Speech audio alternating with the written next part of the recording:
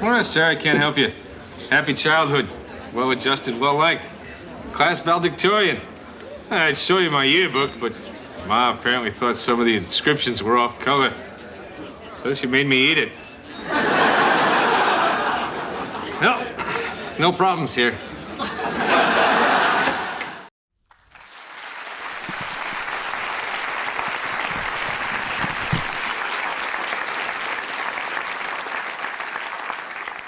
Thank you. Now, is this mic on?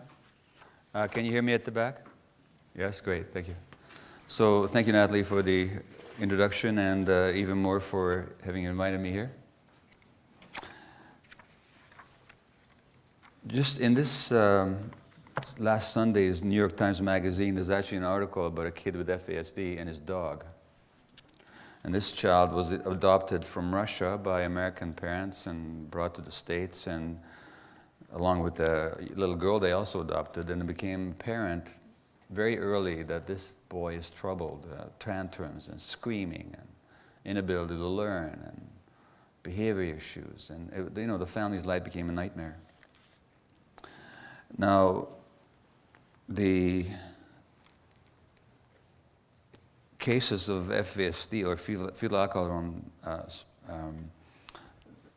disease, or the disorder, where it's extreme, you can have actually abnormalities in the kidneys and the face, of course, the thinner lip and the flatter groove here, abnormalities in the brain, in the heart, and so on. The outlook is poor for a lot of these kids, statistically, that is to say, and I'll be hastened to tell you that the outlook does not need to be poor. That it is poor is not simply an outcome of the disorder. That the outlook is so poor for so many of these kids has to do with how we as a society respond to kids who are challenged. And as the New York Times article says, this boy was intellectually impaired and at high risk for a range of secondary disabilities, including poor judgment, impulsive behavior, social isolation, limited academic achievement, unemployment, drug and alcohol abuse, imprisonment, mental health problems, including suicidal ideation, inability to live independently, and inappropriate sexual behavior.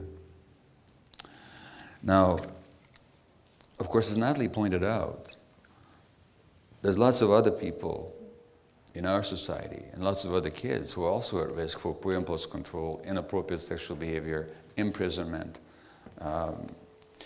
poor academic achievement, unemployment, and social ostracization. So that's not restricted to the fetal alcohol spectrum. The simple understanding, of course, in North America is that a woman drinks during pregnancy, the kid is damaged by the alcohol, bad woman, poor kid. So that we judge the woman as having done something bad to an unborn child, and then we pity the child, but we have little understanding of what that child actually needs, because we think that the damage is due to the alcohol, and what can you do about it anyway? Now, as always, the simple answer, or the simplistic answer, is not the appropriate answer. And as Natalie indicated in the introduction, there's another way to look at things, which is the only way to understand any human being, and any human activity, and any human problem, which is to recognize it in context, which is to recognize the connections between people, the connections between phenomena, and the interaction of the individual with the social environment. We have an interesting situation in Canada, interesting in a rather tragic way, I should say, in that, of course, in the First Nations communities, the fetal alcohol problem is more prevalent than it is in other parts of society. We also have, by the way, the dubious statistic, I say dubious, morally dubious, but unfortunately true, statistic that a disproportionately large number of people who are addicted come from First Nations backgrounds, and the ones who end up in jail.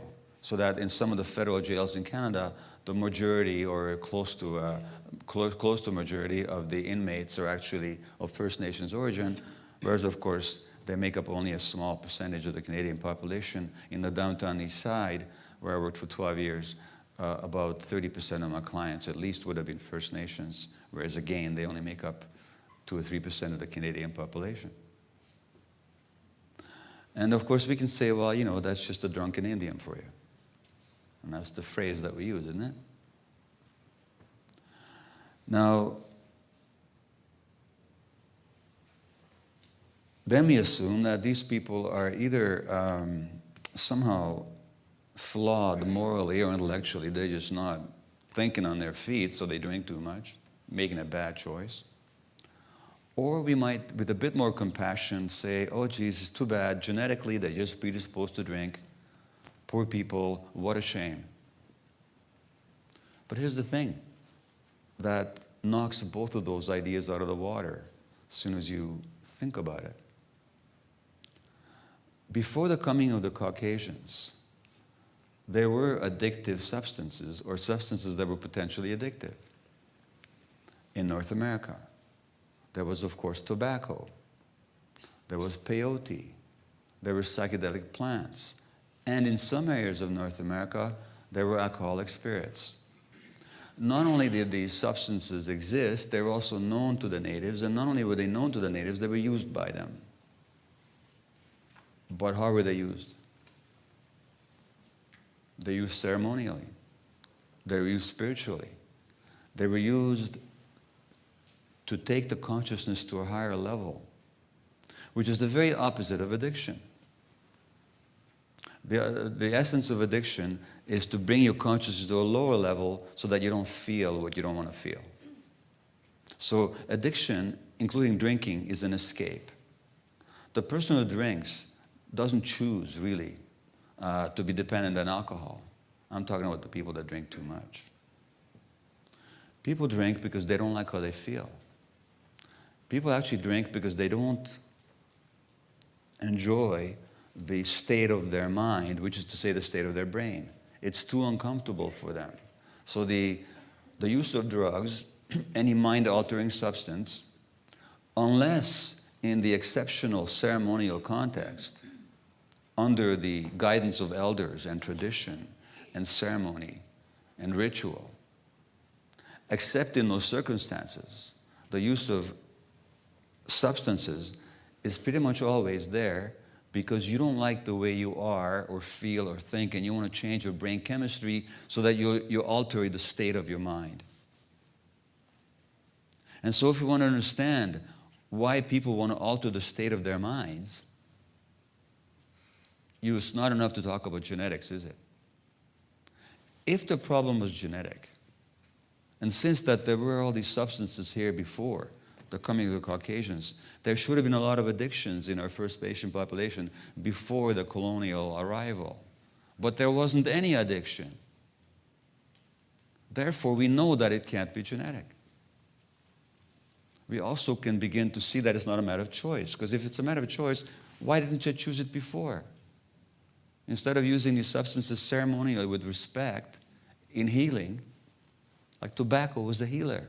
And tobacco is still used by peoples all around the world, in Latin America, for example, as a healing plant, not as something to escape reality from.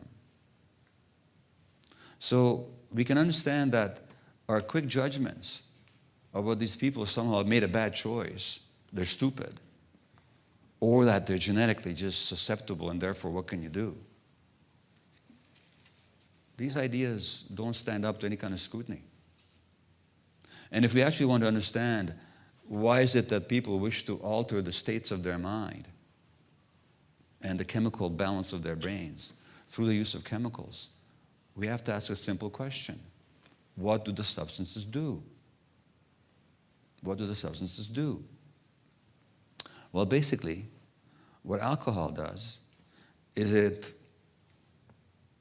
suppresses one chemical in the brain and enhances another one. And the one that it suppresses is called glutamate, and it's responsible for the excitation of nerve cells in the brain. And the one that it enhances is called GABA, or gamma-aminobutyric acid, GABA, which inhibits, slows things down. So the person who drinks wants to slow things down, wants to upturn themselves, wants to feel numbed out. In fact, what do we say about somebody who's drunk too much? We say, oh, he's feeling no pain. So the urge to drink, especially in high quantities, is actually a desire to get away from pain. And if that is the case, then the question we have to ask is not why the alcohol or why the drug, but why the pain? And now if we understand that question, we can't look at genetics or choices, because nobody chooses to be in pain, and there's no genetic predisposition to pain. What there is people's life experience. In short, the answer to the dilemma of drinking or any other substance use can only come if we examine people's lives.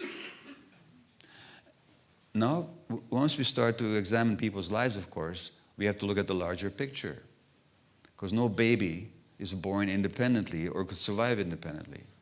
Children are born into a culture, they're born into a society, they're born into an economic situation, they're born into a whole set of circumstances which they didn't choose and over which they have no control. So therefore, if you understand the experience of that child, you have to look at the society into which they're born and the history of that society and the current practices and mores and policies of that society. In short, we can't understand anything in isolation. We have to look at the connections. That's not a new idea. A teacher, the Buddha, 2,500 years ago, talked about the interconnected nature of phenomena. And this is what he said. Contemplate the nature of interconnected arising, which is that everything is caused by everything else, during every moment. When you look at a leaf or a raindrop, meditate on all the conditions, near and distant, that have contributed to the presence of that leaf or raindrop. Know that the world is woven of interconnected strands. This is because that is. This is not because that is not. This is born because that is born. This dies because that dies. The birth and death of any phenomena are connected to the birth and death of all other phenomena. The one contains the many, and the many contains the one. Without the one, there cannot be the many, and without the many, there cannot be the one. Now, that wisdom of the interconnected of all interconnection and interconnected being of all phenomena and all creatures and all existence is, of course, not restricted to Buddhist thinking. It's a core value in native teachings as well, as you know.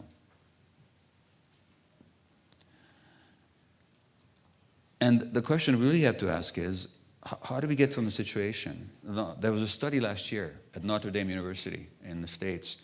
They looked at which societies are best at parenting, which are the best societies for rearing children. Now, in recent years, I've been to a lot of First Nations communities across Canada, here in BC as well. And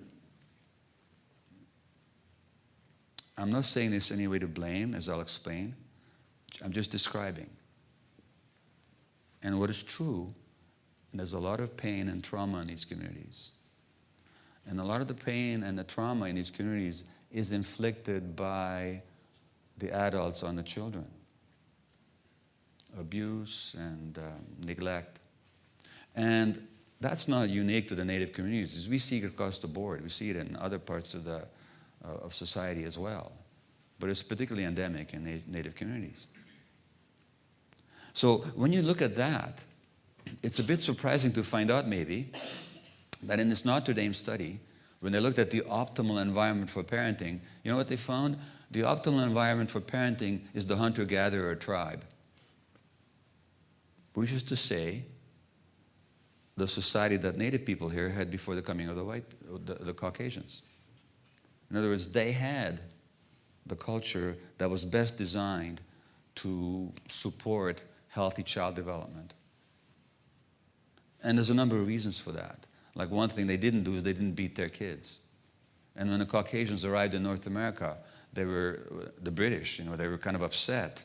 The Puritans, the Christians who came from England, they were kind of upset at the natives, at how they parented their kids. And you know why the Puritans were upset? Appalled, actually. They were surprised and kind of shocked. Because the natives didn't beat their kids. And to the Puritans, of course, you're supposed to beat your kids.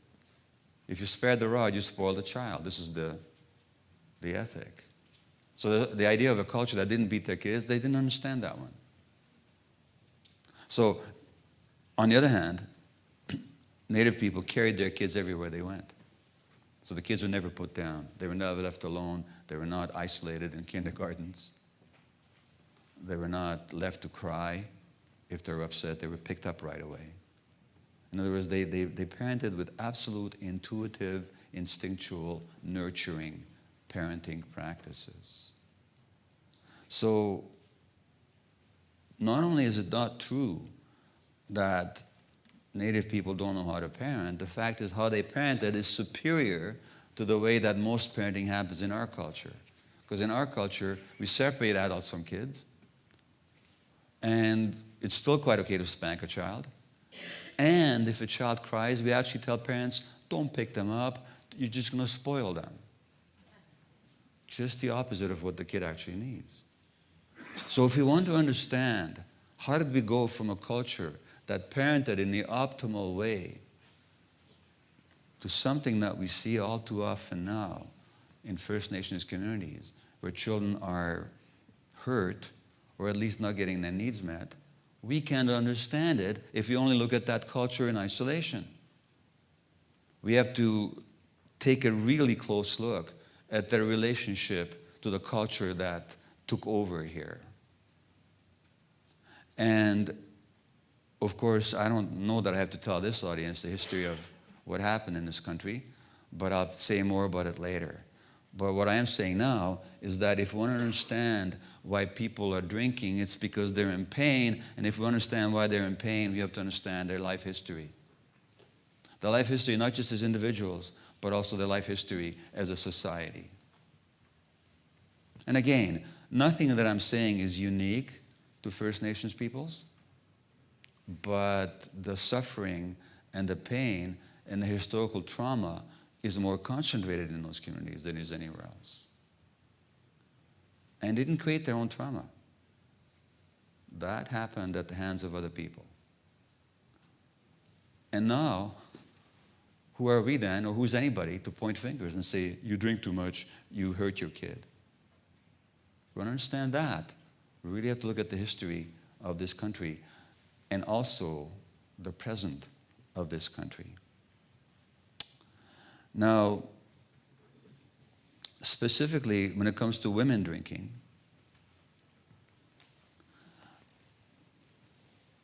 if a guy drinks, well, that's too bad, but the kid is not going to end up with fetal alcohol syndrome. But as Natalie said, the woman's drinking is not separated from the man's drinking. In fact, very often, it's a relationship, right? Furthermore,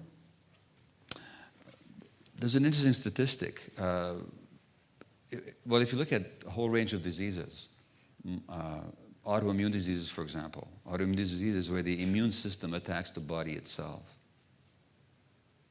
120 years ago, there was no autoimmune disease in native communities, none whatsoever.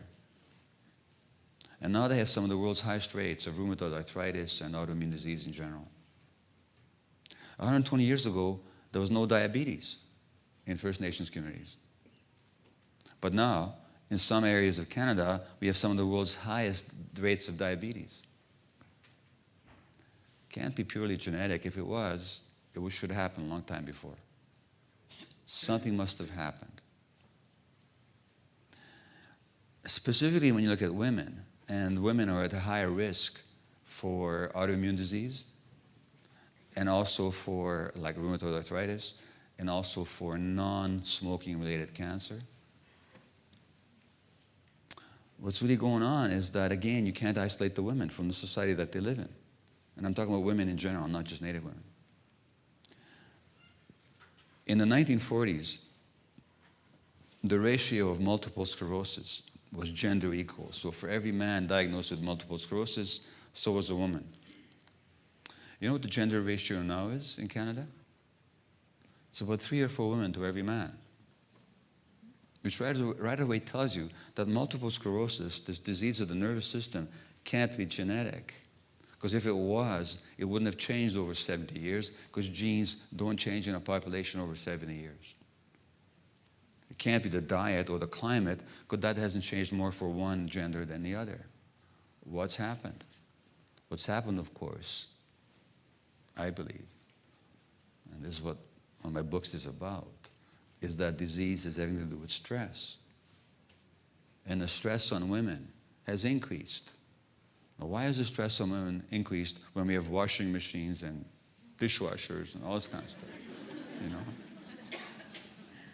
And then the more gadgets we get, and the more, the labor-saving devices, the more busy and the more stressed we get. Because number one, women are still carrying out their roles as the emotional absorbers of their families. So that it's the woman who still absorbs the stress of the male. Automatically. It's just like an unspoken deal. Okay, kid, I'll marry you, says the guy, and your job is to absorb my stresses. And when you get tired of doing that, or too smart to do it, I'll find a younger woman who will do it again for me. You know? Basically, that's the deal. And the women go, yeah, that's great, fantastic, I'll do that. But in addition to that traditional role, women also have to play an economic role now. Because families need the income. And third, there's less support. There's less support because the community and the clan and the tribe that the Aboriginal people here had, and that people everywhere used to have, has been, by civilization and industrialization, completely destroyed. So people are much more isolated than they used to be. There's less social cohesion. There's less community. There's less contact, communication. There's less mutual support. So now we have more stress and less support. Well, no wonder then that women have more multiple sclerosis now. It's the same with drinking. So again, if a woman drinks, is that her individual problem? Or does that reflect, and this is true for men too, but I'm just talking about women right now, or does that reflect a history of pain, maybe trauma, a real discomfort with the self, and a lot of stress? And if it reflects all that, then it's no longer an individual problem, is it? Again, now we have to look at the whole social picture, which we as a society don't like very much to do. Now, if you look at addiction in general, there's been large-scale studies now. Well, I can tell you in the downtown east side, where my patients are addicted to heroin or cocaine or alcohol or a whole bunch of things at the same time, over a 12-year period, I didn't have a single female patient who had not been sexually abused as a child. Now, if you look at most women who are drinking enough to cause severe FASD in their kids, you're not going to find a single one who wasn't traumatized as a child. So what's actually happening is that in the woman's drinking, or the man's, but we're speaking about women now, the woman's drinking in adulthood, we actually see the impact of her own childhood.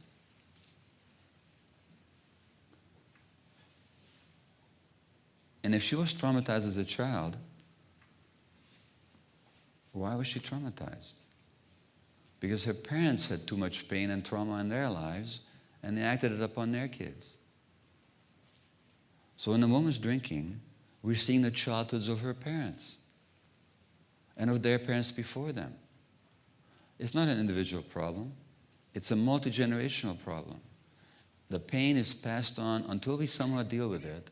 And surely this conference is an attempt to somehow break that link of suffering, break that chain of suffering, separate the link so that the chain does not go on, enslaving generation upon generation. But that's what we're looking at. We're not looking at individual choices or failures. We're looking at multi-generational problems here. And that's not only my experience. That's also what the studies show.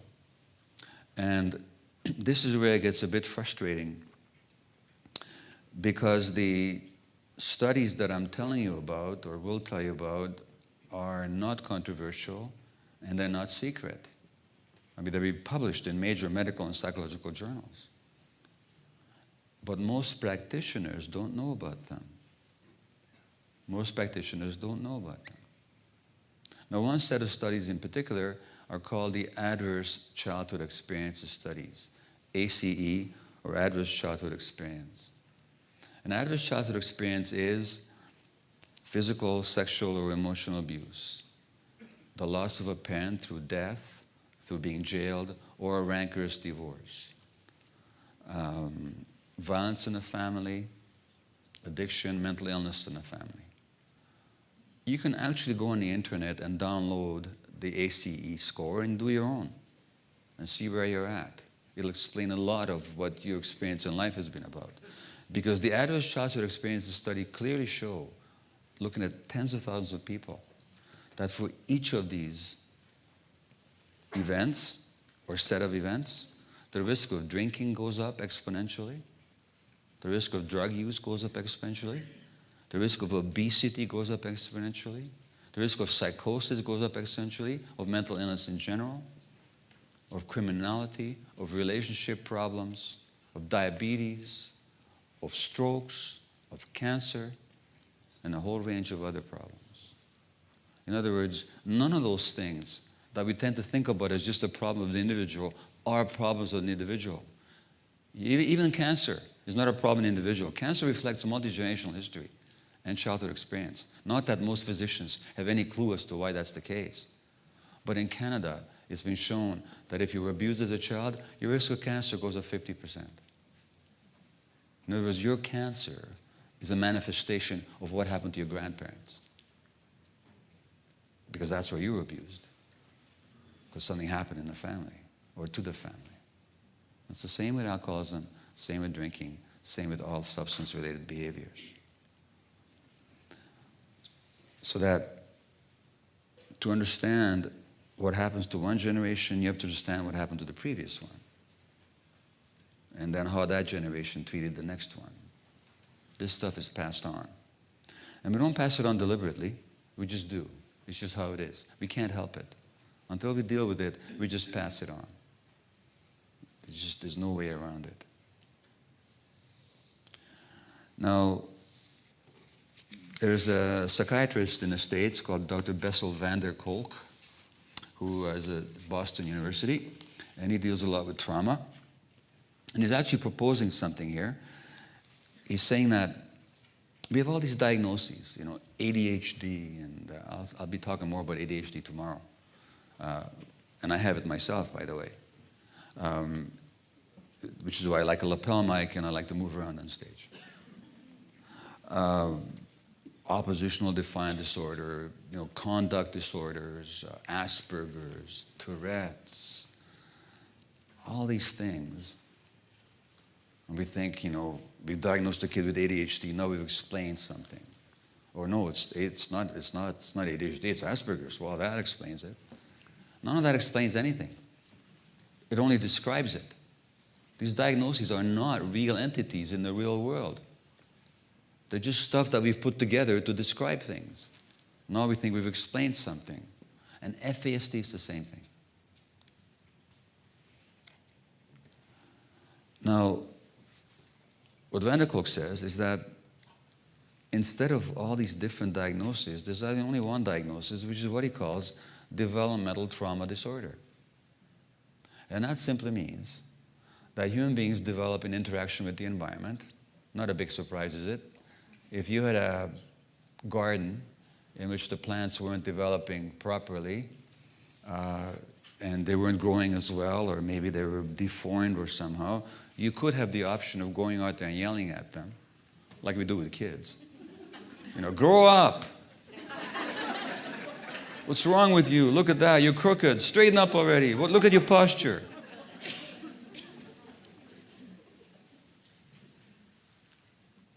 Or we could recognize that if those plants weren't developing properly, there's something wrong with the environment.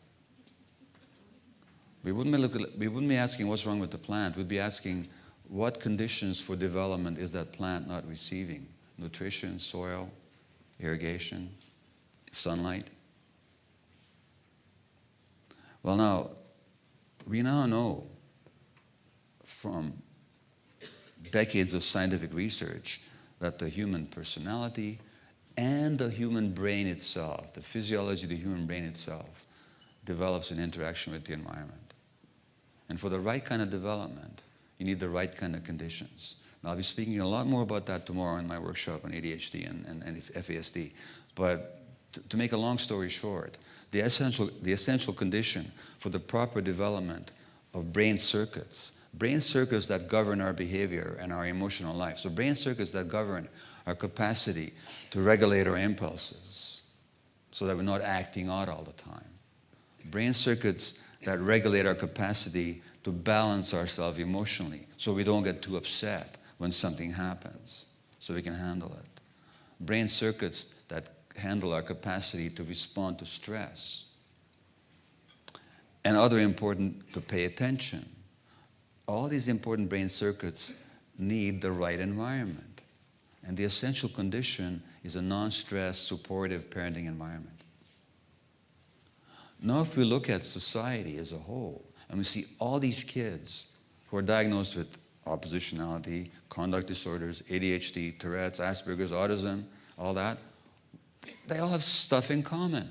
What they have in common is poor impulse control, poor emotional self-regulation. So when they get upset, they show tantrums. They can't stop themselves. Poor social cues. They can't read social cues very well. In other words, all the things that FASD kids don't have either.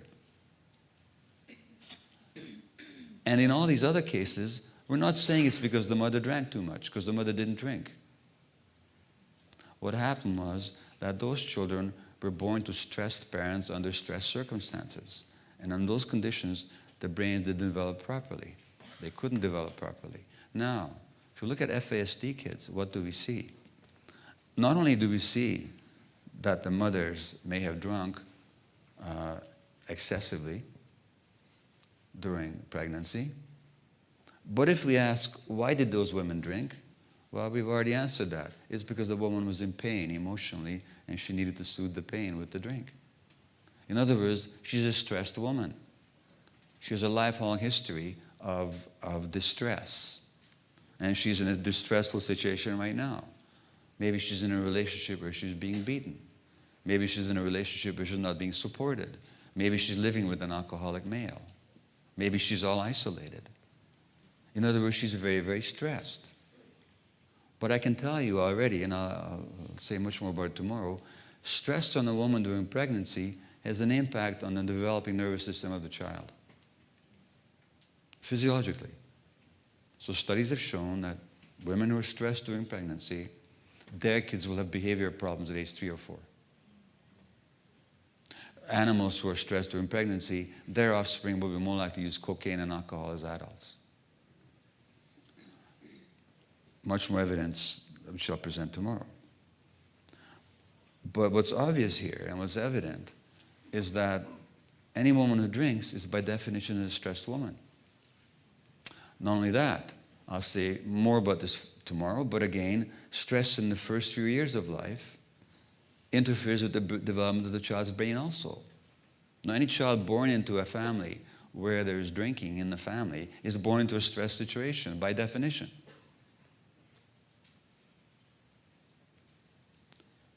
How do we know what is the effect of stress on the developing brain and what is the effect of alcohol?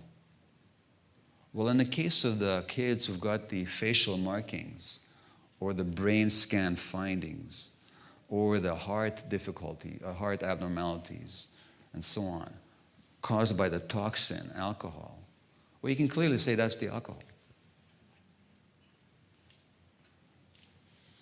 But what about the many kids with the fetal alcohol spectrum disorder who don't have any of the physical markings at all? Can we say for sure that it's all because of the alcohol? Or is a lot of it perhaps due to the stress on the parenting environment? Now here's the good news though. The good news is the part that's due to the stress is actually reversible. Those brain circuits can be rewired in the child. There's something called neuroplasticity, which is the capacity of the brain to develop new circuits even later on in life. And that capacity is with us all our lives. And we know this from animal studies and human experience, that the brain can rewire. We can see this on brain scans. We can see it on autopsies. So if you give people the right conditions, in fact, you know something? Even those infants who are born with physical brain damage can develop new circuits later on in life. Studies in California have shown this. You take rats and you deliberately brain damage them at birth, but then you expose them to an environment that's supportive and nourishing, they'll actually do a whole lot better. You can take mice where you've knocked out one of their genes that supports learning, but if you give them the right environment, you would never know that that gene wasn't active in them. They learn just as well as other mice. In other words, there's much more capacity for repair and new development and new functions to arise in the human brain than we actually often credit. But what does that depend on? Well, just like the plant, it depends on the environment. So the key question is, how do we give kids the right kind of environment? And never mind giving up on anybody, because you never know how much development they're capable of until you give them a right environment. Now, the right environment, of course, involves a lot of loving and nurturing. It does not involve fancy techniques, necessarily. It does not involve a whole lot of technology. It involves lots of unconditional, loving attention. And that's what this dog did for this kid. And the point that they make in this article, and this dog is the only creature in that boy's life who does not react negatively when the kid acts out. In fact, he's trained to get in there, and even he can pick up when the kid is going to act out. He senses it and gets in there and tries to cheer the kid up. And, you know, it's amazing. And as the article points out, that when the human brain can relax, then it can learn. So that for learning, you have to have a sense of comfort and safety. And when you've got your emotional needs met, and you're loved and you're accepted, then your brain can relax and it can actually take on the task of learning, acquiring new information, and incorporating that new information. So even this heavily, heavily challenged little boy, who is severely physically affected by the alcohol, even in him, the presence of the dog has meant a completely new lease on life. And he'll always be challenged, but there's capacities in him that nobody would ever known that he had if this dog had been brought into his life, especially a trained dog, by the way. But what the dog can provide is, of course, what ideally human beings could also provide if we weren't screwed up, all of us, which is this unconditional loving acceptance and the sense of intuitive connection. So that's what these kids need. That's also what the women need who drink. Because again, their drinking is no accident. And that causes me, finally, to look at the larger picture again. And that larger picture, again, is Canadian society. Now, a few years ago, our current Prime Minister, apologized for the residential schools. You know, I think I've heard everything in the downtown east side and doing my travels, but then something happens and I think, this is impossible. So let me tell you a little story. So last year, about a year ago, I was working with one of the native bands in BC, the Seashell Band, and I was working with a Peruvian plant called ayahuasca, which is a healing plant, one of these healing plants. It's a hallucinogen. Ooh, it gives you visions. Healing visions.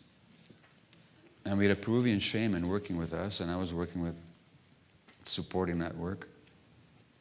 And of course, we were dealing with people who are addicted, women who are heavily into cocaine, the men who are into alcohol, or both, or women, and, you know, just a heavily addicted group of people. And I initiated this discussion about, look, well, let's go what happened to you in life. So one woman in her 50s told me that in a residential school, when she was 4 years old, and some of you would have heard these stories, but to me it was a shock. I thought I'd heard everything. I hadn't. When she spoke her native language, you know what they did? The nuns stuck a pin in her tongue to give her pain so as to make her forget her language. Now, of course, that means she had to sit there the whole hour. Because if she put her tongue back in her mouth, she would cut her lips or the inside of her mouth. This happened in this province, in this country, within the lifetime of many people in this room. And then we talk about drunken Indians? Then we say, why are they doing this to their kids? You know? And so when this apology came from Mr. Harper, well, that was a good thing. At least they acknowledged what happened. But it's not enough. In fact, I rather thought that the apology was meaningless.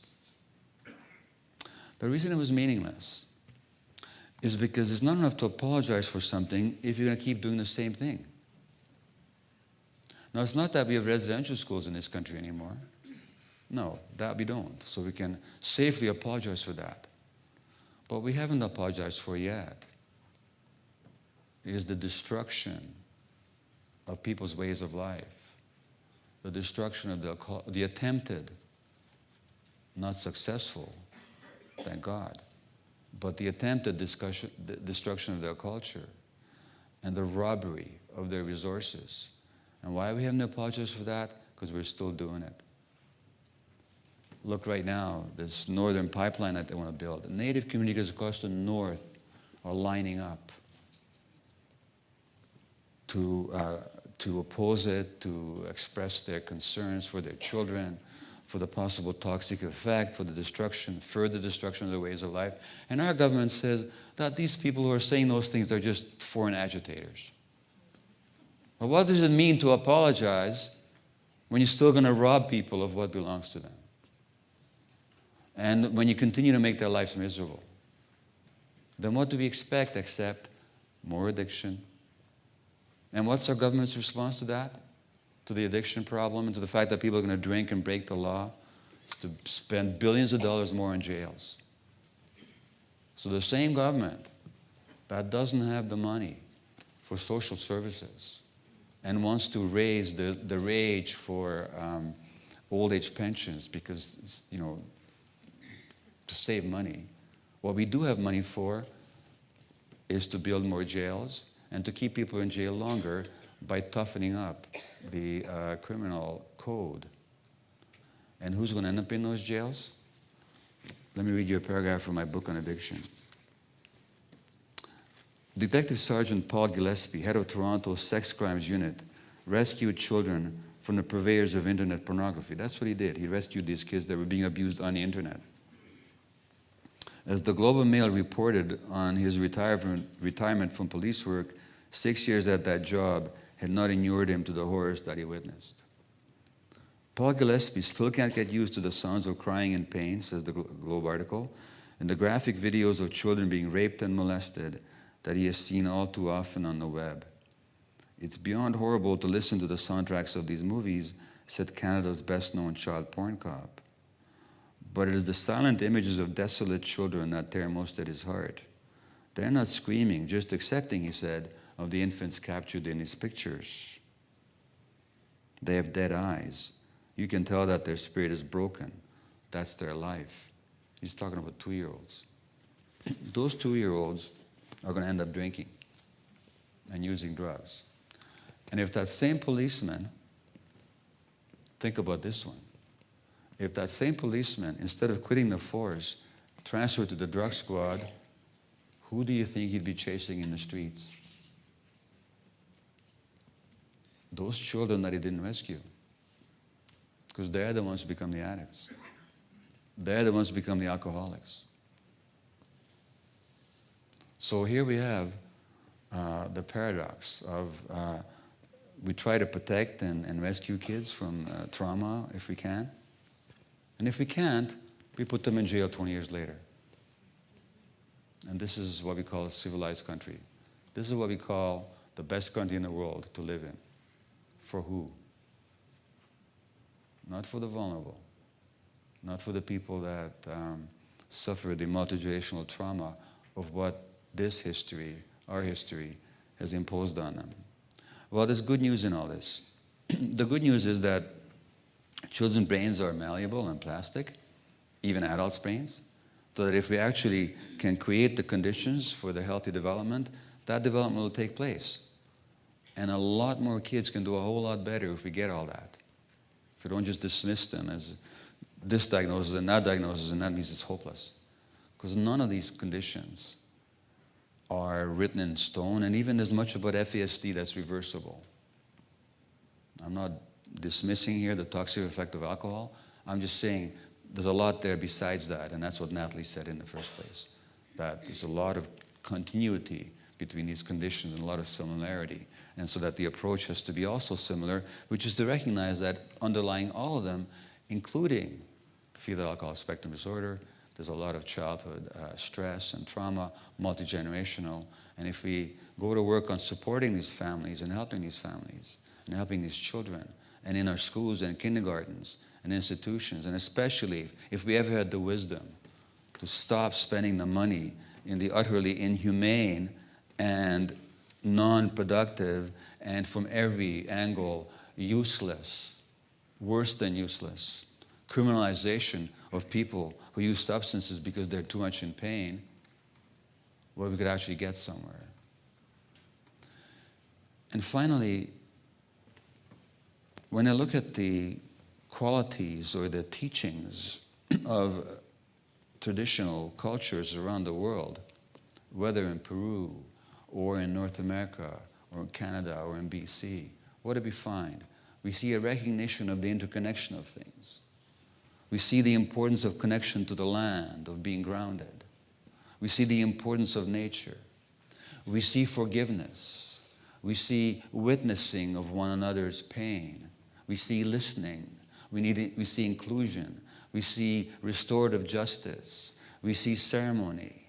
We see communal chanting and the creation of communal spaces. In other words, all the qualities necessary for healing are actually present in traditional teachings. So I think that for us to help heal the ones who most need it, but also for us to heal as a society, we need to drop the arrogance that science somehow will give us the answers. That realize that the answers have been here with us all along. We just haven't paid attention to them. And if we did, our whole society would be much more happy and much more humane. Thank you.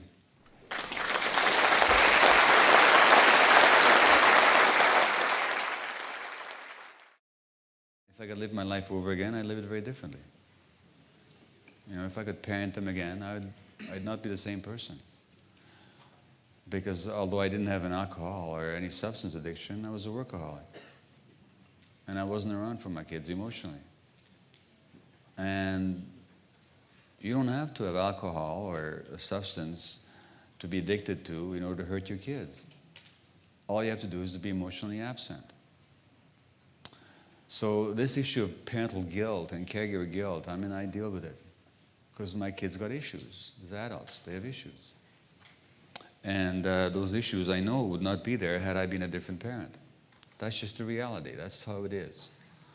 But if I look at it objectively, did I choose to be that way, or is there something driving me that I wasn't aware of? Maybe I had some pain I was trying to drown through my work. Maybe I felt not wanted in this world because of stuff that happened to me early in life, and then my way of compensating was to make myself a really busy doctor. So people would then want my services. They didn't want me, at least they want my services. So I did that. But as a result, my kids didn't get the attention they needed. Now, guilt. Was I guilty of anything? No, I did my best given who I was, but that's who I was. That's the first point. The second point is that, well, the second point is simply that people do their best. And we are human beings. And so, you know, we have all this love and compassion in our hearts, but sometimes we don't project that. Sometimes we project impatience or frustration or anger or even rejection. And we don't mean to. That's not our intention. It's just how we're wired. Not that we're born that way, but that's how we became wired. So until we overcome our wiring, until we overcome our childhood programming, we're still going to make mistakes, and we're still going to do stuff that's going to even hurt the people that we're actually trying to help. You might as well accept that. That's how it is. It's not your personal problem. It's not your fault. It's not individual to you. It's not personal to you. That's just who we are as human beings. So if you're going to feel guilt, well, just realize that you're a human being. And that's where all this comes from. And the fact is that whoever is asking this question, I have no doubt that you're doing your best at any given moment.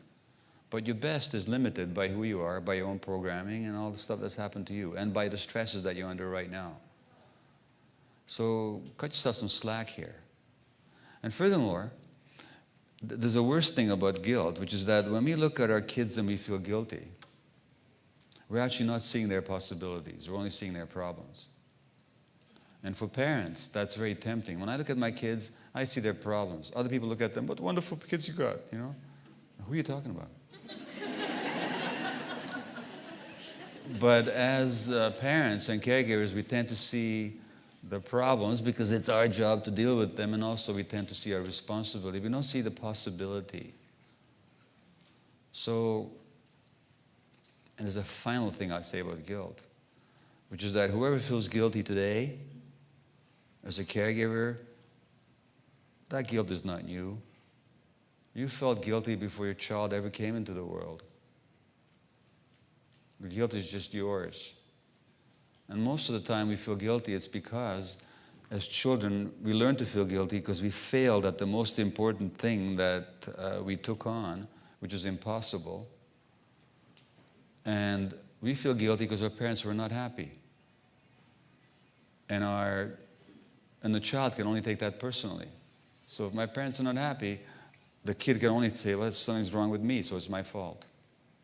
So your guilt in the present has got nothing to do with your child. It has to do with your parents.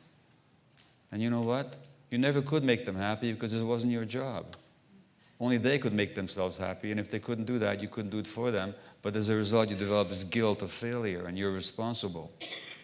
And now you're projecting that guilt onto your child, of course, or your relationship with your child. So for all these reasons, notice the guilt, just say hello to it, but don't pay attention to it. It's not a particularly smart thing, guilt.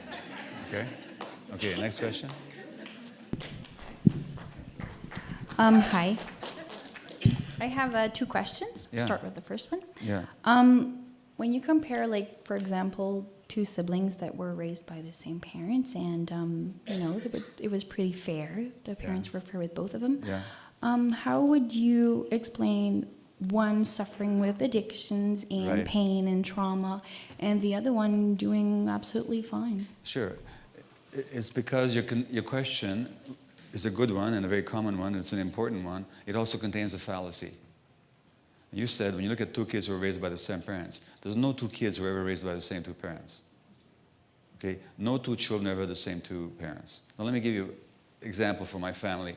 which I talk about in my book, Scattered Minds, okay? Just to give you an illustration of it. So I was born in Budapest, Hungary, 1944. Jewish parents, Second World War, Nazi occupation. Can you imagine what first year I had? Can you imagine the stresses my mother was under? Her parents were killed in Auschwitz. My father, her husband, my father was away in forced labor. She didn't know if he was dead or alive. That was my first year. My next brother was born in 1946. My father had come back. It was peacetime. It was a time of optimism, rebuilding. My third brother, or the third of us brothers, was born, his name is not Maté, his name is Mate, because he was born in Canada. None of this European stuff. George Mate, who's now 50, I don't know, he was born in 58, so however that makes him, 54 years old this year. He's got a tattoo on his shoulder, which he put on just this year as a 53-year-old. And it's got the Vancouver Canucks logo. And I said, George, tell me this is just a paint-on job. He says, no, it's real, he says, and when we win the cup, the cup is going on the other arm.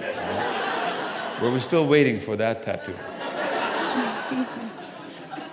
But he was born in 58 in Canada to a mother who was then 39. A father was 48. New immigrants in Canada, not speaking the language, trying to make their life in a new culture, struggling economically. Do you think that three brothers had the same parents? Can you see that they didn't? It's the same with all other kids, okay? So children are never born to the same parents because the parents are at a different stage of their relationship, a different stage of their life, different stresses. And not only that, each kid evokes something different from a parent. So even though I love my kids the same, and I might be fair in terms of what kind of goods I give them or what kind of rules I set down for them and all that, but emotionally I react to them differently because they trigger a different part of me because they're different people. So they don't experience me as the same at all. And furthermore, even if I could be the same person to them, which I can't be, even if I could be the same person, which I can't be, they would experience me differently because they have different sensibilities. Yeah. They experience the world differently. The same piece of food doesn't taste the same to them. They're different people. The same father, even if he could be the same father, which he can't be, but even if he could be, he would be experienced by them as somewhat different. And it doesn't matter what I am. What matters is their experience of me. So their experience of me is vastly different. So it's simply not true to say. And not only that, like if I look at my two boys, who are 3.5 years apart, the older one, Daniel, he's the one that fought back all the time, and we weren't great parents in significant ways. And he fought back, and he argued, and he yelled, and now the younger one saw all this fighting, and he said, I don't want any part of this. So his way was to blend in and not to make trouble. So they didn't grow up in the same family. That's my answer. Thank you. Okay, you're welcome. I have another one. Yeah, sure. When you were talking about unconditional love, Yeah. well, what I want to know is, would you consider therapy and forgiveness and all that being a way to take care of the hurt and the guilt that we have to after that be able to go in unconditional love? Well, now, hold on. You said something and forgiveness. What's the first word you said? Therapy and... therapy. Yeah. Therapy? Okay, yeah. So ask your question again, would you? Sorry for my accent. No, that's quite all right. No. I just want to really make sure I grasp it. Well, what I mean is, I'm going to start. Are you saying that if you didn't get conditional love, then couldn't you get it by going through therapy and all that and forgiving? Is that what you're asking? Yeah. So if it wasn't there for you in the first place, can you get it in the second place? Exactly, because at some point you said we can't go around it. Right. That was interesting. Right. Got it. Well, here's the thing. Why can't we go around it? There's good news and bad news. There's bad news and good news. The bad news is that whatever happened in the past, you can't get it. Mm-hmm. If you didn't get unconditional love as a kid from your parents, you're never going to be a kid who gets unconditional love from their parents. And even if your parents, now that you're an adult, could give you unconditional love, it still wouldn't mean anything that much. Well, it would matter a lot, but it wouldn't restore what they didn't give you then. That's the bad news. Okay? But there's good news. The good news is that the big problem isn't how much your parents loved you or they didn't. The problem is that because they couldn't love you the way you needed to be, you lost touch with yourself. That's the good news. Do you see why that's good news? Because you can take control now. You can get in touch with yourself again. Okay, so let me read you a quote by a teacher that I think is great. He says, "The fundamental thing that happened and the greatest calamity is not that there was no love or support. The greater calamity, which was caused by that first calamity, is that you lost the connection to your own essence. That is much more important than whether or not your mother or father loved you."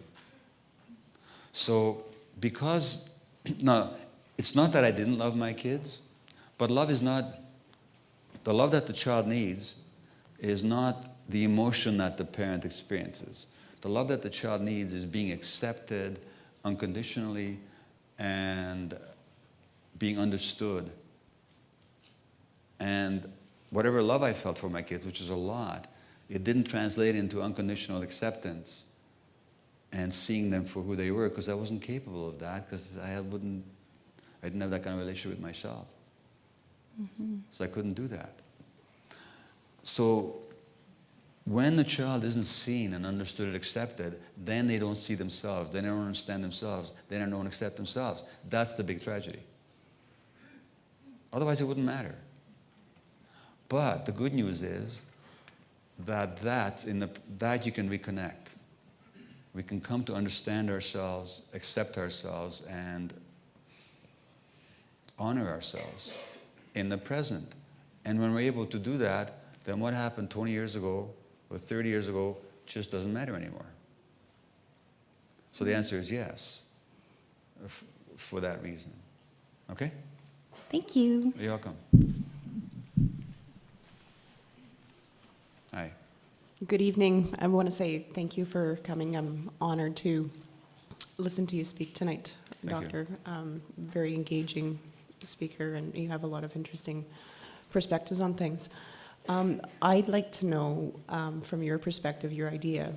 We talk about FASD being rampant in a lot of First Nations communities, and for us who are frontline workers, service providers working with these people, whom we see briefly, we may only see a glimpse of. What can we do to best support these people in helping to break that cycle?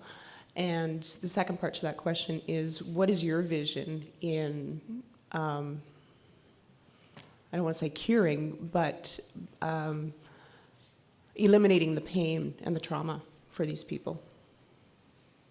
Well, you can't eliminate it if it happened. You can do your best so that it isn't passed on. That's what you mean, I suppose. That it's not passed on to future generations. I think that a lot of, this is my perception from the outside, and I could be corrected on this, but my perception is that a lot of necessary energy in First Nations communities has gone to trying to get redress from governments, treaty rights, redress for past wrongs and all that. And that's important work. But that's not going to finish anytime soon. That struggle is going to go on for a long time yet, just because governments aren't ready to do what's right. And they're not ready to do what's right because the economic stakes are too high. So that struggle is going to go on for a long, long time yet. It's a necessary one. But there's work inside the communities that need to take place. And I think that the communities have to deal with the trauma. They got to deal with it openly. They got to start talking about it. Not just the trauma that was inflicted on them by the residential schools. Yes, that needs to be talked about loudly and much more clearly People need to hear each other's stories and witness each other's experience. That's important. But also but we also need to talk about the trauma that as a result of that first trauma is now being passed on within the communities by community members onto each other. Now, if we don't confront that issue, nothing's going to happen. The biggest barrier to that happening, I think, is the tremendous shame that's around that. You know, you're ashamed if you're you're ashamed if you're a victim of sexual abuse, and you're ashamed if you're a perpetrator of it.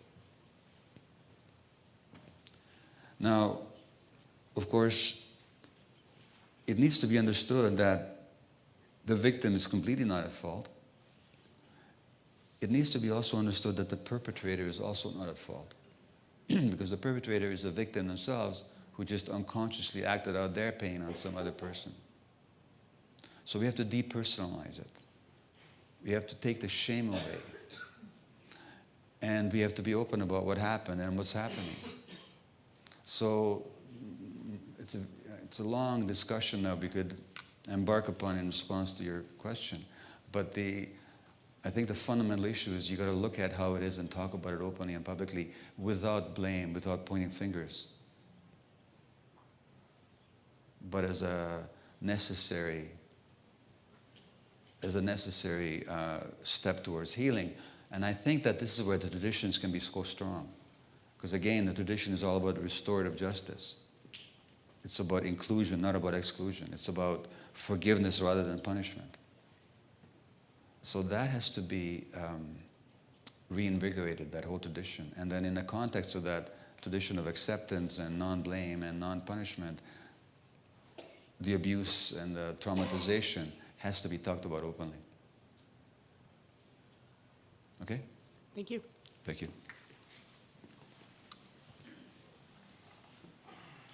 Hi. My question is, like with the FAS, with a lot of alcoholism in the communities and the cocaine use, now there's prescription drug abuse. There's a lot of gabapentin, gravel, and Tylenol with codeine. That's a high rate of use through pregnancy. Is there any studies done on that? I'm not. I didn't know that anybody uses gabapentin addictively. Are you saying that they do? Yeah, it's a really high in the northern communities. Gabapentin. Okay. It's prescribed to people that have kind of like cancer symptoms or nerve pain. Yeah, sure. Or rage. Yeah, I knew that. I just didn't know it was used addictively. Okay, well. The very use of it is like from a 10-year-old to an elder. And the thing about it is, I work in a school. I'm a school counselor at Eugene Joseph School. The thing about it is, these little kids, this grade 2, will be flipping a magazine and will be looking for stuff, and they'll identify these drugs. You know, they'll just say, "Oh, my grandma takes this," or "My brother takes this." So it's a really high, and there's a lot of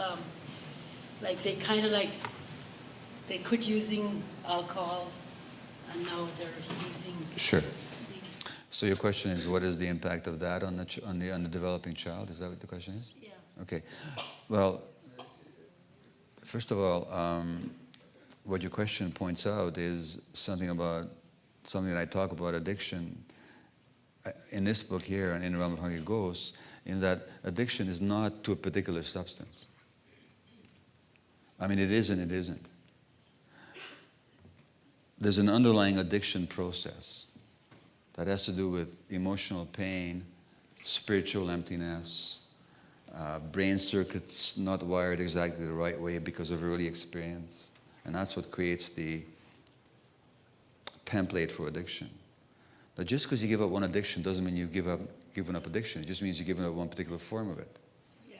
So typically, people who give up smoking will often put on weight because now they're trying to soothe through food that which before they were soothing through eating. So that's what you're describing. So that the insufficiency of addiction treatment is that it focuses on abstention. But abstention is not the point, or it's not the only point. It's good, but it's not the only point. Because if you don't deal with the underlying issues that drove people into addiction in the first place, all that's going to happen is they're going to transfer their addictive drives onto other substances or other behaviors. And that's what you were describing.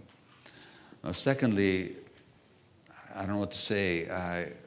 You know what? For all the stuff you say about, not you say, but is said about cocaine and its impact on babies,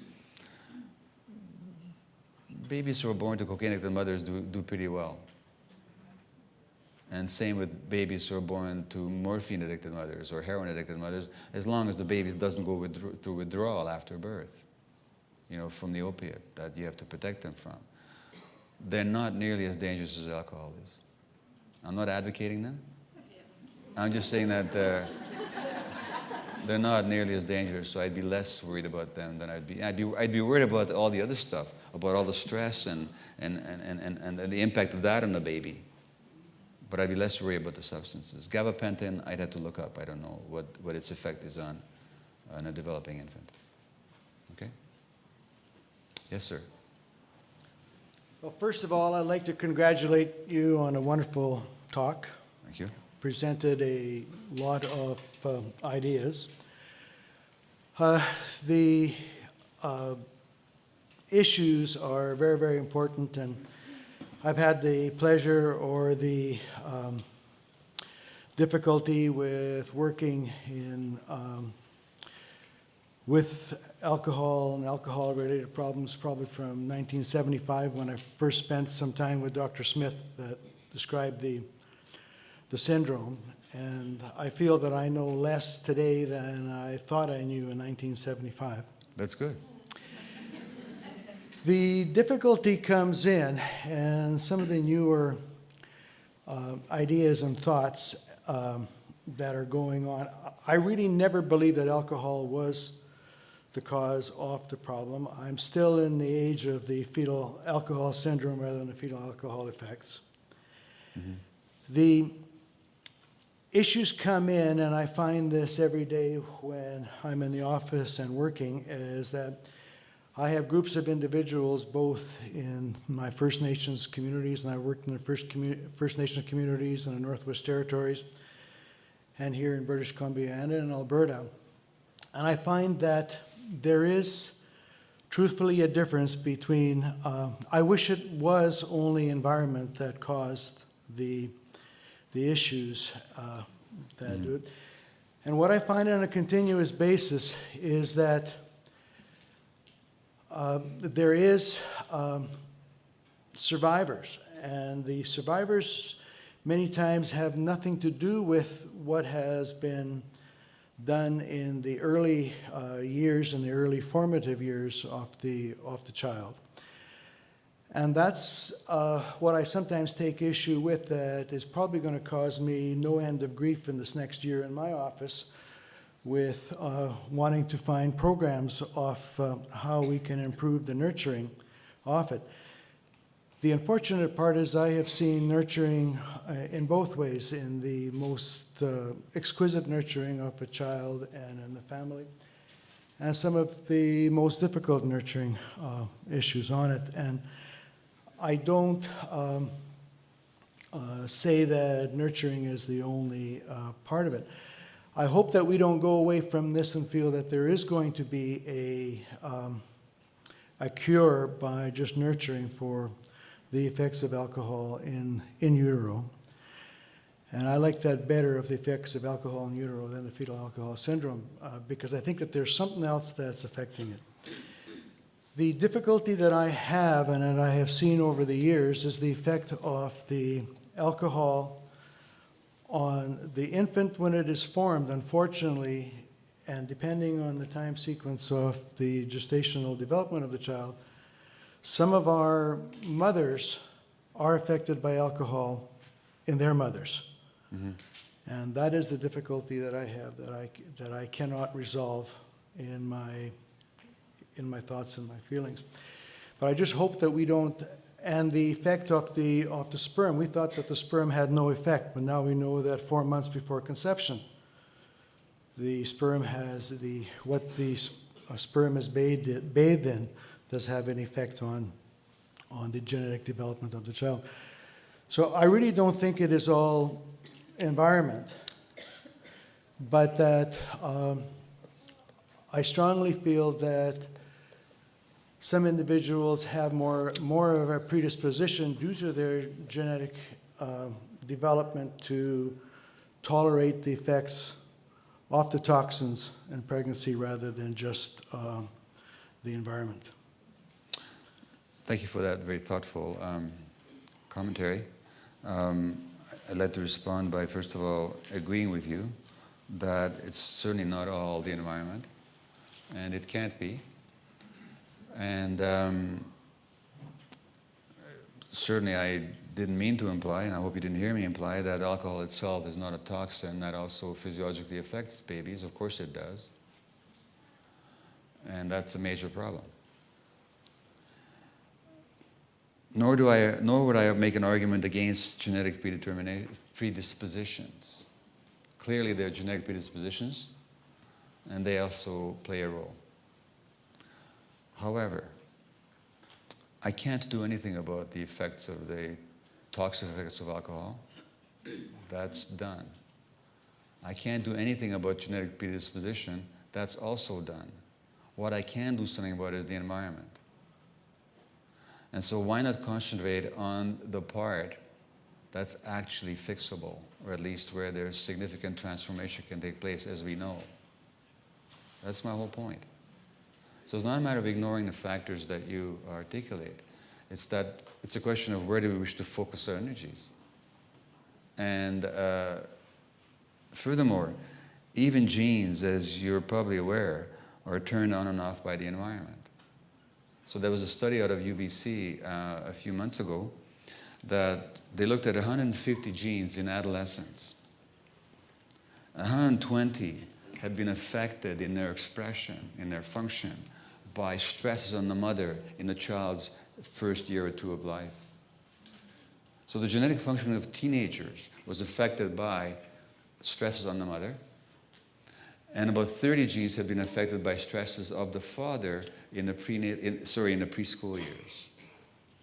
So that a predisposition is not the same as a predetermination. So as long as we keep all that in mind, there's absolutely no disagreement between us. I am again just interested in focusing on that part that we can most effectively and positively work with. And that's all. And I think that certainly in medical practice and in social policy, we've far too much ignored the environment.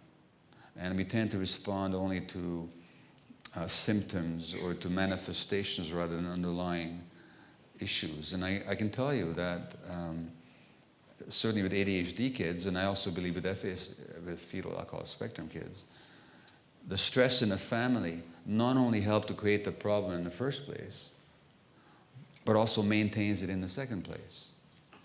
So if I'm working with a family of a child with ADHD, it's not just a question of how do I change the child's brain chemistry through some stimulant, but also how do I help that family deal with the stresses that they're dealing with, so that's very sensitive child, who by the way is genetically probably hypersensitive and predisposed as a result to suffer the effects of whatever happens. How with that sensitive child do we change the environment in the family itself, so that although you can't undo the past, you can certainly work on the present. So that would be my response to your very appropriate and well-put question. Yeah. Hi. I just wanted to say thank you for this, what you've given us about being Aboriginal women and the history of our people and the struggles we've had. Because I think what you've said we already know about. We knew about the way we used to parent a long time ago, Right. and how the changes have happened. I am a mother of 6, and 3 of my children have been diagnosed with ARD. I drank in the beginning of my pregnancies. And ARD, which is? alcohol-related neurodevelopmental disorder. Okay, right. So it's under the umbrella. Okay. And I'm not the typical drunk woman. I'm not the typical welfare woman. I've worked every day of my life. I've worked, I've had a healthy family with my parents. My mother drank wine once in a blue moon. And it's sometimes hard where we have non-Native people judging us as First Nations people, saying, oh, well, you're just one of those drunks. Well, no, I was not like that. I worked all the time. I played I played baseball, I played all these different sports. That's where my alcohol was about, right? The social drinking, when you go from the curling bond spill, what are you supposed to do? You're supposed to go upstairs and have a couple of drinks with the ladies. You're supposed to do this, or, baseball, where is it? There's the alcohol. And so we're always forgetting about what society does. And we forget that that's their normal. When you walk into a non-Native home and there's their liquor cabinet sitting right there, to me that's like, oh, okay, that's abnormal for me. I am very proud of my children, and the shame and the guilt that I felt when I actually started, I denied that I drank in my pregnancy at the beginning, and then when I started looking at my children, and then I finally had the strength to feel safe enough to say, I did drink in my pregnancy. And to acknowledge it. I've never had social services in my life. They've never, ever came to my door knocking on it about me and my children or my husband. My daughter is 22 years, turning 22. She is a youth worker at Kermode. She works in our organization. I work with women who struggle with addictions. I've put myself and changed my guilt and my shame into supporting other women who people don't understand, who they go, oh, she's just that drunk on the street. Well, put yourself in her shoes and try and figure out what is it that happened to her. Why is she hurting? And I agree with you. As women, we don't drink to hurt our children. There's something going on inside us. And that's what people need to start looking at, is what is going on inside us? Why do we choose to drink?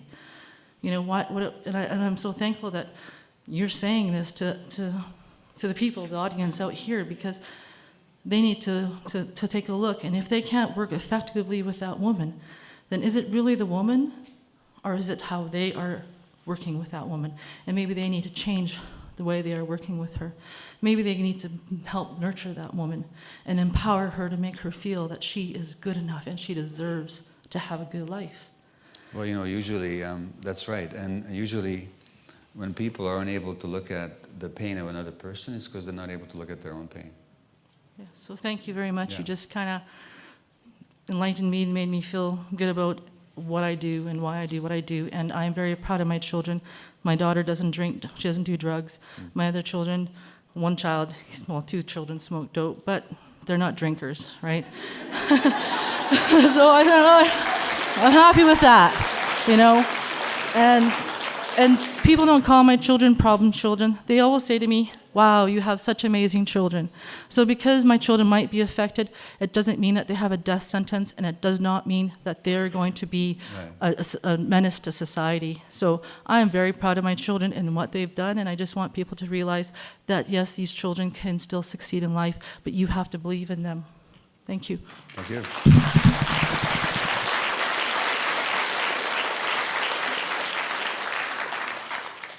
Hi. Thank you for coming. I work with many community groups along this whole highway from Vanderhoof to Prince Rupert on organizing against racism and hate. And a lot of what we do is very underfunded, very what I'm hearing, we work... Well, you have to keep your priorities straight. Yeah. The priorities, I know. Jails are far more important. I know. And we work with a very small budget. But what I'm hearing from you tonight is that in a lot of what we do is we work in communities and we try to talk about segregation and oppression, but also about inclusion and what that really means. Yeah. And how it means, especially in small communities where we have resources that are so limited and groups that may work in isolation from one another. Yeah. I want to know, in hearing what you're saying, it sounds like it's almost prevention if we can create healthier, more united communities that recognize some of the very big, different worlds we live in. It's not almost prevention. It is. That is prevention. Do you have examples of where you've seen organizations come together and look at it in that holistic model?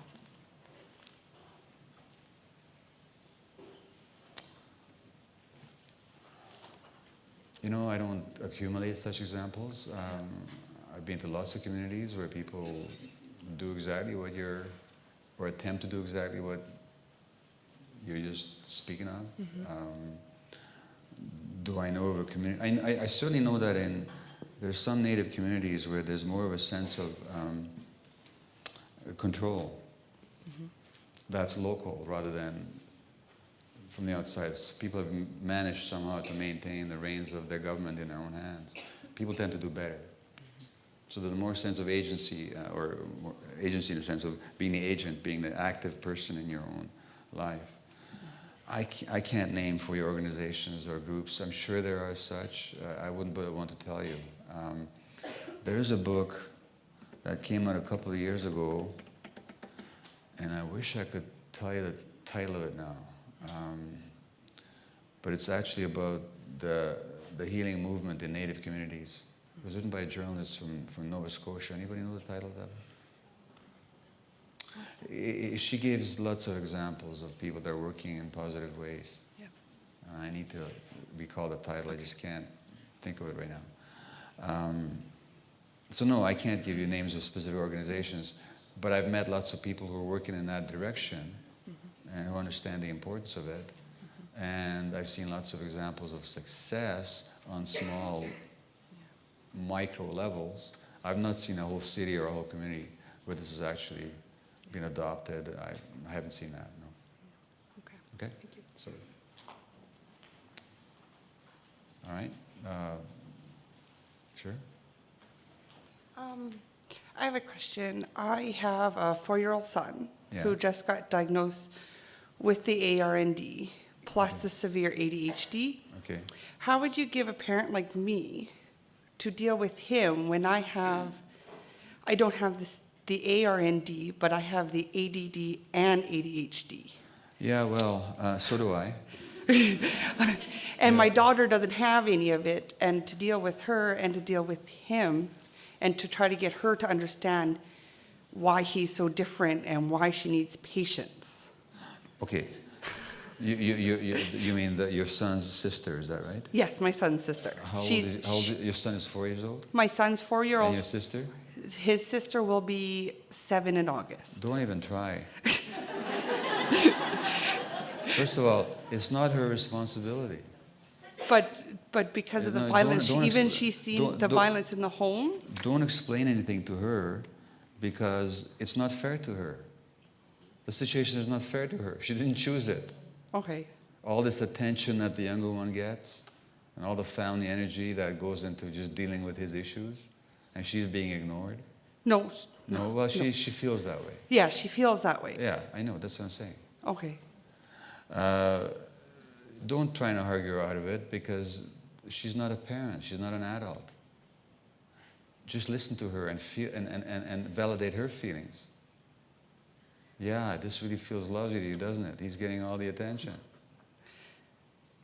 Terrible. You must feel terrible. No, just listen to her. Okay. Accept her feelings. They're totally valid. She'll come to understand it intellectually when she gets older. But to try and explain to her now is to try and make her into an adult before her time. Okay. And that's to put a burden on her that she just can't carry. And if she does, it'll make her sick. Because she'll take on responsibility that's not hers. Okay. Okay, however, so you need to be a parent to her. And that means listening to her and validating her and giving her as much only time as you possibly can find time for. Not that she asks for, but that you volunteer. Okay. Because if you give her attention that she asks for, she never knows why she's getting it. Am I getting it because I demand it, or am I getting it because mommy really wants to give it to me? So just stuff her full of attention till it's coming out of her ears. Okay. Okay? Whenever you got the energy and the time. Okay? Okay. That's the second point. Okay. I see you've got ADD, you're in a big hurry to get out. No, That's no, okay. I can't stand still. Okay, well, neither can I. So we can just talk to each other, okay? Okay, so the third point is you got to look after yourself. You got to take responsibility for your own ADD, okay? I highly recommend, if you haven't already, that you either read my book, Scattered Minds, or you download the audio version and listen to it if you can't read.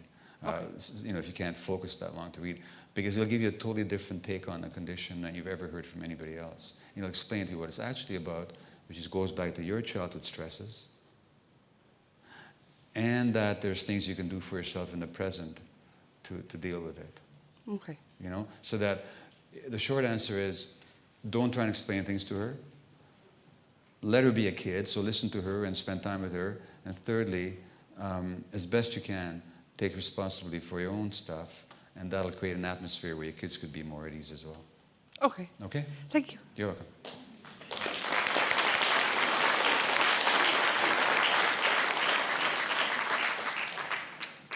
All right, going once. One more question, yeah? I want to know your perspective on Ritalin. Ritalin? My perspective on Ritalin? Well, here's the thing. So I've taken it myself. Now, Ritalin didn't affect me very well. It made me depressed. It made me focused, but depressed. But then I took, but that's okay. That wasn't the right medication for me. It might be for somebody else. The stimulants in the short term certainly help people focus better, and they can reduce the impulse problems. That's true in the short term. In the long term, they don't do a whole lot. Because all they are is they're temporary agents that change the brain chemistry of the child as long as they're in the system. Now, if we understand ADD to be not a disease that the child inherits, which it isn't, contrary to all the opinion otherwise, the scientific proof for that is zero, if you look at it properly. If you understand that ADD, and I'll say much more about this tomorrow, is a problem of development, because the conditions weren't right, therefore, in children who especially are predisposed, if the conditions aren't right, you're going to get a certain, failure of development. But that the long-term solution is development itself, then the question we'd be asking is not how do we control symptoms in the short term, but how do we promote development in the long term. So having said that, I'm not against medications, but I'm certainly against what's happening with the medications. The number of prescriptions for stimulants in Canada in the last 5 years has gone up 43%. Most of the time that a child is diagnosed, all that happens is that they get a prescription. Nobody talks to the parents about developmental issues, but we don't look at it that way. A few short rules. No kid should be forced to take any kind of medication, because not just because it's an invasion of their bodies, but also because no child should get the impression that the only way they're acceptable to adults is if they're medicated. That's not a message you should be conveying to any child. No child should be taking medications that give them bad side effects, like stomach aches or anxiety or headaches or poor sleep or loss of appetite. And I've seen kids on medications for a long time with all those side effects. Because what we're looking at is not the child's experience, but the child's behavior. Well, he's behaving better, it's good for him. Meanwhile, the child is suffering. Now, some children can take the medication beautifully with no side effects, with only positive effects. That's great. In the right dose, in the right hands, that's a good thing. But whether we give medication or not, we should not think it's the answer. It's not the answer. It's just temporary symptom control. The answer is still in development. That's my take on those medications. And the schools, by the way, should never make it a condition that the child takes medications for them to go to school. If we're in a... and I speak to you as a former high school teacher. Which I decided was way too stressful, so I went to medical school instead. If we're having a lot of kids in our society now that are being diagnosed with this or that disorder, then the schools should be places where that can be handled. And the teachers need training. And we need to have special ed teachers in there. We need to have lots of supports. And that's where the money should be going, not on computers. And so that the child should be able to go to school exactly the way he is, and the school should have provisions and programs and support so that the child can be well taken care of in that setting. Now, again, if medications are appropriate, if the child accepts them, and if they help, I'm not against them. Yeah. Dr. Gabor Mate, thank you. Thank you for your presentation. what I'm really grateful about is that you put it into context also about two societies of a larger society, settler society, Canadian society, as well as Indigenous society. And when we think about it, a lot of the language you're using speaks a lot to colonization and the impacts it has on peoples. And we've often addressed that not only were Indigenous peoples colonized and assimilated, and but also settler society is also colonized to become a Canadian, to to no longer be from a distinct society from other parts of the world, but to become part of this society. So it did produce a great deal of shame, and when I think about decolonization, it kind of gets muddled up because we're working within the confines of colonial structure. We're working in organizations, we're working in townships, regions, we're working in that kind of a framework. And here in Wet'suwet'en society, we had been shown the way for generations, and that was disrupted with residential schools and foster care systems. At present, we see the numbers of children in care this year alone supersedes the number of children that had attended residential school in all of residential school history across Canada. Really? And so what we're looking at is this other issue of what you also frame the context of our resources as peoples. And it's a very difficult concept because we abided by natural laws, and that did not say that we had ownership of nature. It said that we had a relationship with it. And what we're seeing too is that settler society demands more and more and more of what they consider resources to help us pay for our pain and healing. And we then jostle position and fill those positions and spend that money, meanwhile still being disenfranchised from the land and from where we truly belong, especially from our natural laws. So I guess my question is also about trauma-related incidences in all of mainstream society, whether it's a settler society or Indigenous society.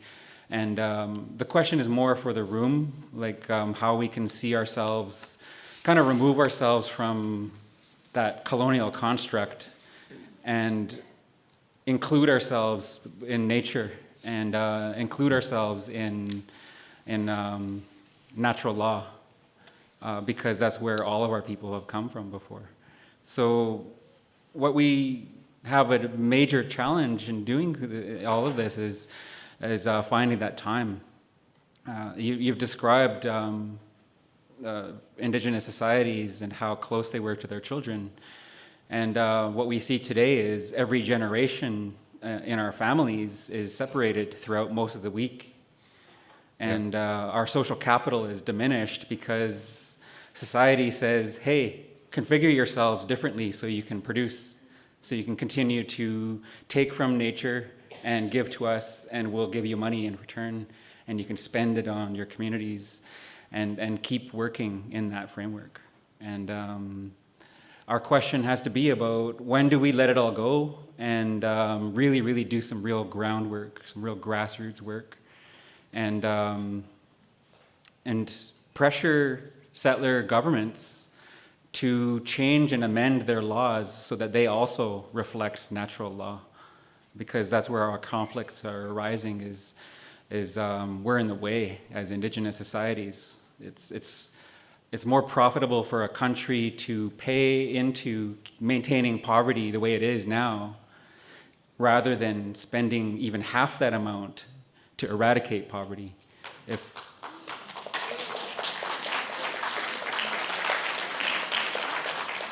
So that's our conflict right now is where do we begin? When do we let this all go and stop trying to fit roles that don't belong to us? They're not of our design.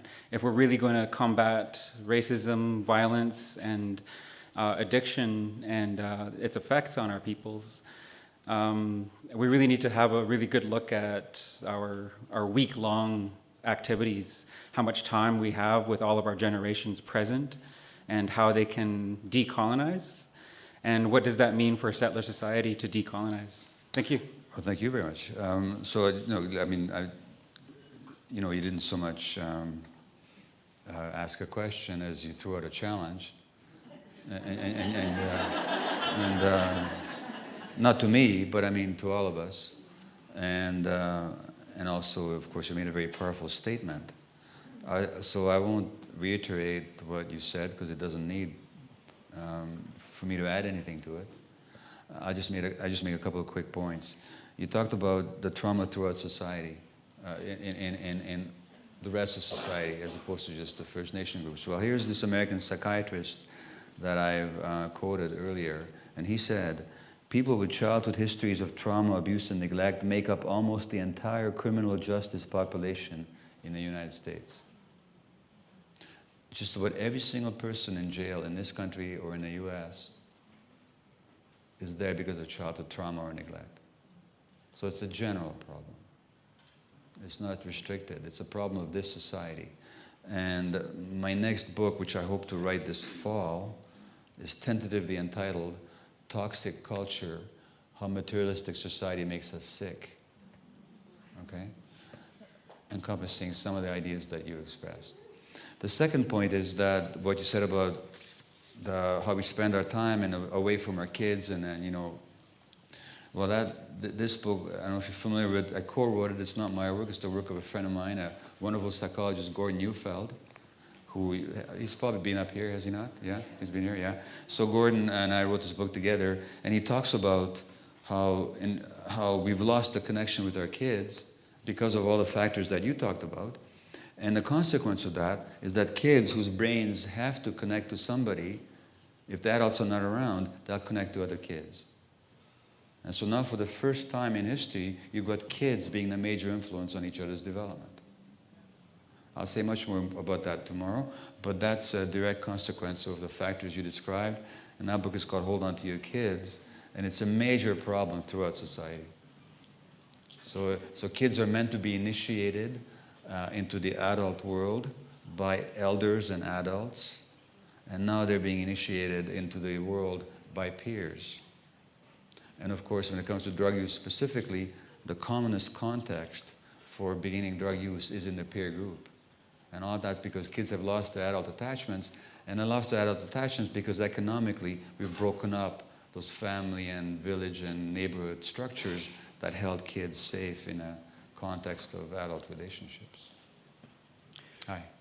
May I just make one last comment on that part of it, is that I hope that we don't get the impression that this is a First Nations problem. This is a societal, worldwide problem. I've worked in the Soviet Union, all over the place. This is a world problem.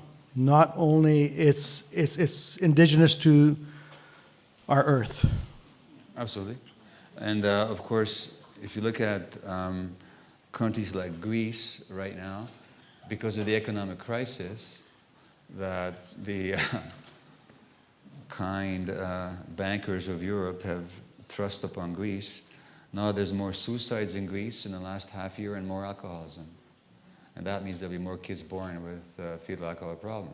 And in the Soviet Union, of course, there's been a tremendous rise in alcoholism for economic, social reasons, and for reasons of dislocation and disruption of communities that we've talked about. Of course, you're going to see the same thing over there. The reason I keep or emphasize the First Nations connection is obviously because of this area and this country. And but that doesn't make it a uniquely First Nation problem. You're quite right, and they just happen to be manifesting it more tragically, perhaps statistically, than other segments of the population. But it's a human problem. It's a human problem, which might be a good note to end this conversation on, that we're dealing with a human problem here, and it's something that can't be differentiated into, as Natalie said in the beginning, into race or class or so on. It's a human problem. It's a problem of human pain and human suffering, and therefore the solution has to be humanity. Thank you.